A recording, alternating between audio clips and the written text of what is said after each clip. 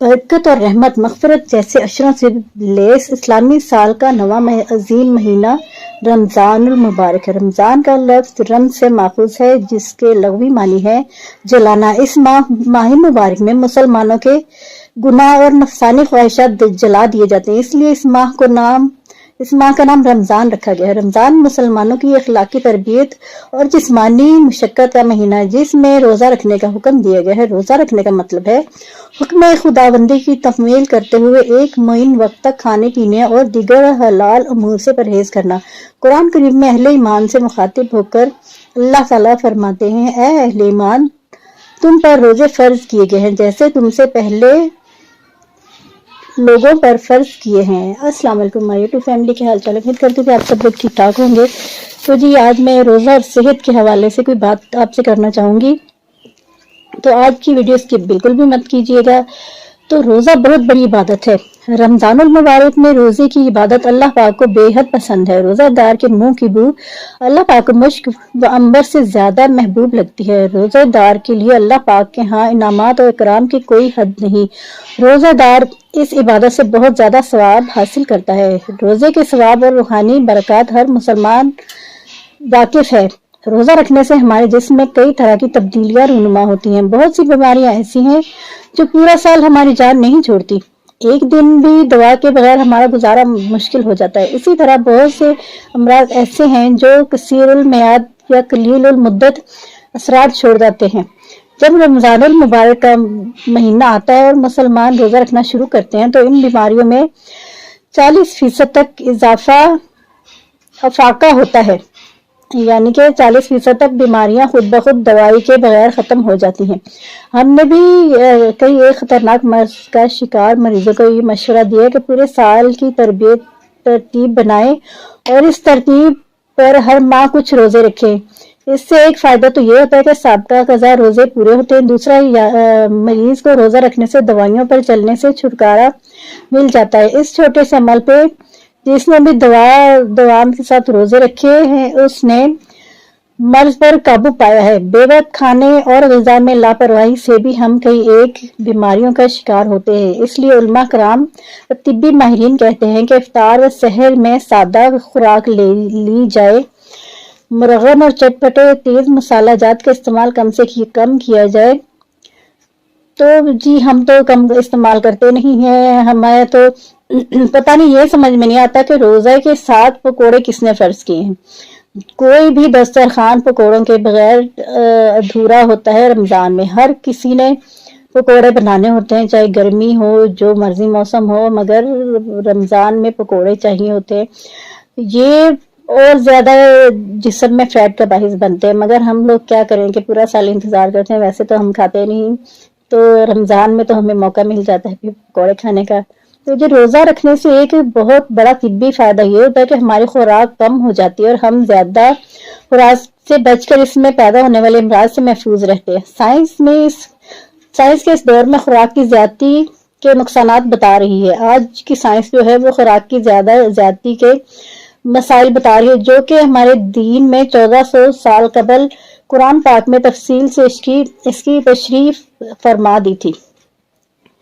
اور روزہ دار جب اپنی خوراک میں اعتدال برتتا ہے تو اس کی صحت پر دیر پا اچھے اثرات مرتب ہوتے ہیں۔ دیکھا گیا کہ سارا سال بیماریوں سے پریشان رہنے والے افراد رمضان المبارک میں صحت مند نظر آتے ہیں، اس لیے کہ وہ روزے کی برکت سے خوراک میں کمی واقع ہوتی ہے جس سے مرض میں افاقہ ہوتا ہے۔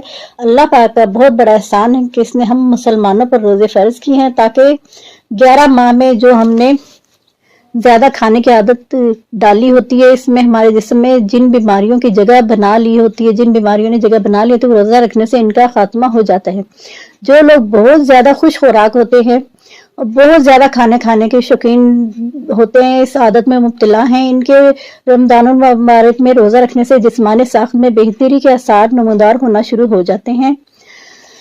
تو جی روزہ کے طبی فوائد کے ساتھ ساتھ بے شمار روحانی اثرات بھی ہیں جو روزہ دار کو حاصل ہوتے ہیں۔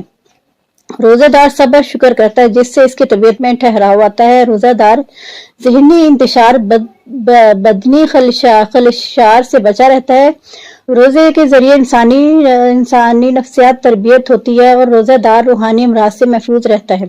روزہ دار کو رمضان المبارک میں اعتدال اختیار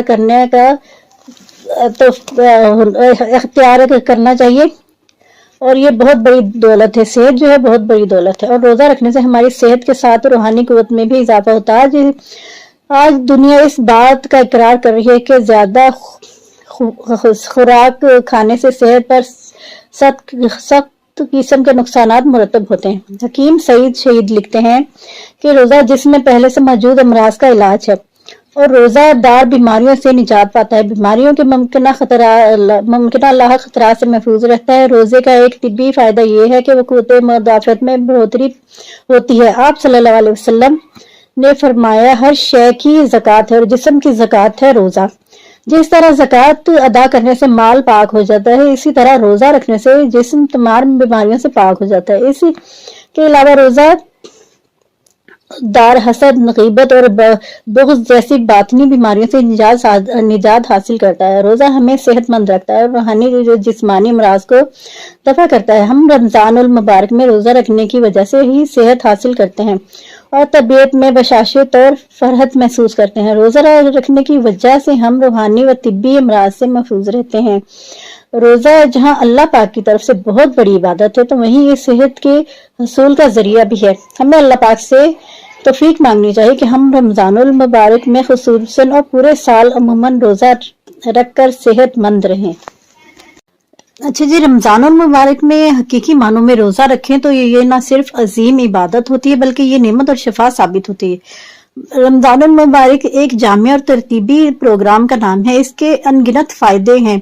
رمضان المبارک میں ہم جیسے عام دنیا دار مسلمان بھی روزہ، نماز اور دیگر امور کو پابندی سے ادا کرتے نظر آتے ہیں۔ مسلمان روزہ رکھنے سے جو لوگ تمباکو نوشی جیسی نامناسب چیز استعمال کرتے ہیں ان کو بھی یہ چھوڑنے کی عادت پڑ جاتی ہے، بلکہ یہ ایک بہترین موقع ہے۔ جو لوگ اس قسم کی پان، گٹکا یا سپاری اور اس قسم کی مضر صحت چیزیں استعمال کرتے ہیں، ان کے لیے یہ بہترین موقع ہے کہ ایک ماہ میں آپ کی تربیت ہو جاتی ہے اور آپ یہ چیزیں آرام سے چھوڑ سکتے ہیں۔ یونانی فلاسفر کے مطابق بیماری کی حالت میں کھانا بیماری بڑھانے کے مترادف ہے۔ ان کا کہنا ہے کہ جس طرح جانور بیماری کے دوران کھانا پینا ترک کرتے ہیں جب تک وہ صحت یاب نہیں ہوتے، اسی طرح انسان کو بھی بیماریوں سے جلد صحت یاب ہونے کے لیے فاقہ رکھنا چاہیے۔ افلاطون اور ارسطو جیسے نامور فلاسفر بھی فاسٹنگ یعنی روزے رکھنے پر زور دیتے ہیں۔ اور جی آج 27ویں کی رات ہے، اور دعا مانگتے ہوئے اپنی بہن کو دعا میں ضرور یاد رکھنا، اور اپنے لیے اور اپنے گھر والوں کے لیے، اپنی فیملی کے لیے ڈھیر دعائیں کیجیے، اور اللہ پاک ہمارے ملک میں بہتر صورتحال پیدا کرے اور ہمارے دیگر امور میں اللہ تعالیٰ کامیابی عطا فرمائے اور ہمیں ڈھیر عبادت کی توفیق عطا فرمائے۔ 27ویں ہے تو اس حوالے سے یہ ہے کہ پوری رات عبادت کریں اور صبح کو روزہ رکھیں۔ تو آج 27ویں کی جو شب قدر ہوتی ہے، 27ویں کو شب قدر بھی زیادہ علماء کرام اس بات سے متفق ہیں کہ 27ویں کو ہی شب قدر ہے۔ تو شب قدر کی جو عبادت ہے وہ اللہ تعالیٰ نے فرمایا ہے کہ 1000 سال کی عبادت سے بہتر ہے۔ تو کوشش کریں کہ پوری رات جاگیں، نوافل ادا کریں، تسبیحات کریں، جو آپ کو درود شریف کا اہتمام کریں، جو عبادت آپ کو آسان لگتی ہے وہ کریں، اور دیگر امور سے بچیں، فضول گفتگو سے بچیں، اور دل لگا کر عبادت کریں، اور پھر صبح کو روزہ رکھیں۔ تو انشاءاللہ اللہ پاک آپ کے پچھلے تمام گناہوں کو معاف فرمائیں گے اور ہمارے آنے والے وقت کو خوبصورت اور حسین بنائیں گے، اور اللہ پاک ہمیں گناہوں سے بچنے کی توفیق عطا فرمائے اور ہمارے بچوں کو نیک اور کامیاب اور اچھا انسان بنائے۔ تمام مسلمانوں کو ڈھیر برکتیں اور رحمتیں نازل فرمائے اللہ پاک۔ اور جی ویڈیو میں کوئی بات اگر آپ کو اچھی نہ لگی ہو یا کوئی اور وجہ ہو جس کی وجہ سے تو آپ کو کوئی میرے لفظ یا کوئی بات آپ کو بری لگی ہو تو معافی کے طلبدار ہوں۔ تو جی ویڈیو کو لائک ضرور کر دیں، اگر ویڈیو اچھی لگی ہو تو لائک کر دیں، اور چینل کو سبسکرائب نہیں کیا تو سبسکرائب کر دیں، اور جو آلریڈی سبسکرائب کر چکے ہیں تو ان کا بہت شکریہ، اور آنے والے ضرور سبسکرائب کر کے جائیے گا۔ تو جی دعاؤں میں اپنی بہن کو لازمی یاد رکھیں. تو ملتے ہیں نیکسٹ ویڈیو میں. تو پھر ملاقات ہوتی ہے عید پر. تو اجازت دیجیے. اللہ حافظ.